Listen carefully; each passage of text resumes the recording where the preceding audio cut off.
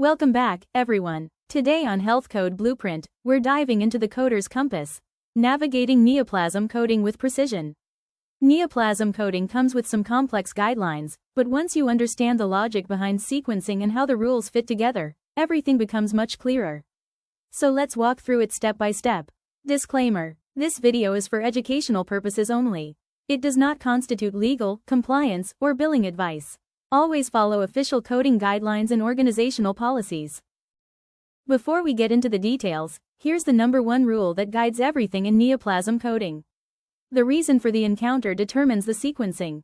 It doesn't matter how serious the malignancy is, what matters is why the patient is here today.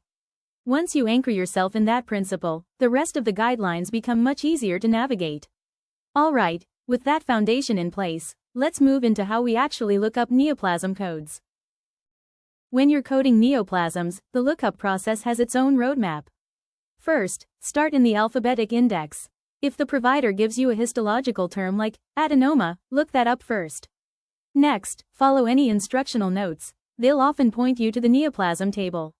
Then, use the neoplasm table to find the correct column based on the behavior: malignant primary, malignant secondary, in situ, benign, and so on.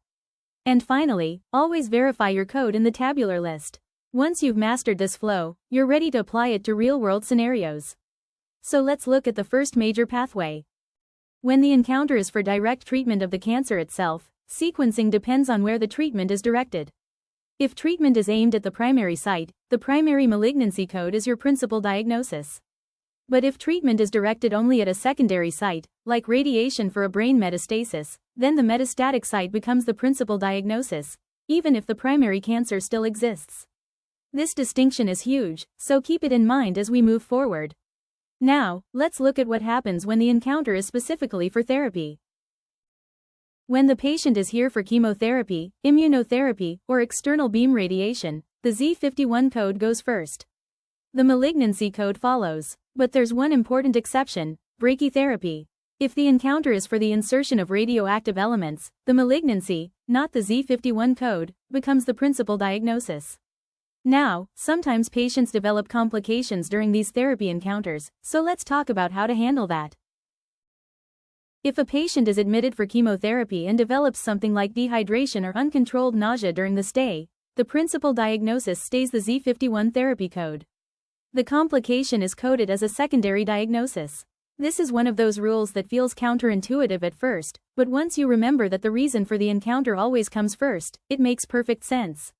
Next, let's look at what happens when the encounter is specifically for managing a complication. When the entire purpose of the encounter is to treat a complication, such as dehydration due to the malignancy, a post-operative complication, or a pathological fracture, the complication becomes the principal diagnosis. The malignancy is still coded, but it follows the complication. There is one big exception to this rule, though, and that's anemia. So let's break that down. Anemia is special because sequencing depends on the cause. If the anemia is due to the malignancy itself, the malignancy is sequenced first, followed by D63.0. But if the anemia is due to chemotherapy, immunotherapy, or radiation, then the anemia is sequenced first, followed by the malignancy and the appropriate adverse effect code. This is one of the most testable concepts in neoplasm coding, so it's worth reviewing a few times. Now let's talk about what happens after treatment is complete. If the patient is still receiving active treatment, surgery, chemo, radiation, you continue to code the malignancy as current. But once the malignancy has been excised or eradicated, and there's no further treatment directed at that site, and no evidence of disease, you switch to a Z85 personal history code. If a patient with a history code later develops a metastasis, the metastatic site becomes the principal diagnosis. Next, let's look at a few special clinical scenarios. There are 3 unique situations to be aware of. 1. Malignancy in pregnancy. Sequence the 09A.1 code first. 2. Malignancy in a transplanted organ. Treat it as a transplant complication. 3. Malignancy in ectopic tissue. Code to the site of origin, not the ectopic location.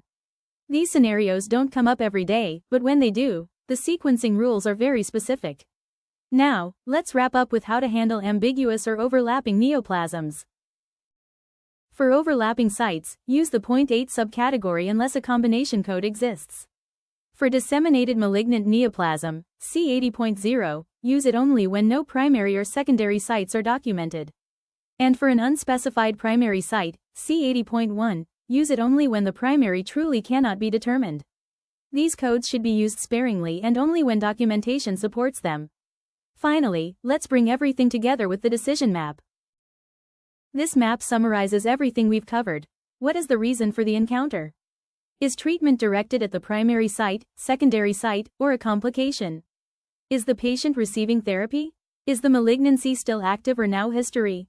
Are we dealing with anemia, pregnancy, transplant complications, or overlapping sites? Use this map as your mental checklist whenever you're coding neoplasms. And that wraps up our walkthrough of neoplasm coding. I hope this guide helps you feel more confident navigating Chapter 2 and applying sequencing rules with precision. Thank you for spending this time with me, and I'll see you in the next video.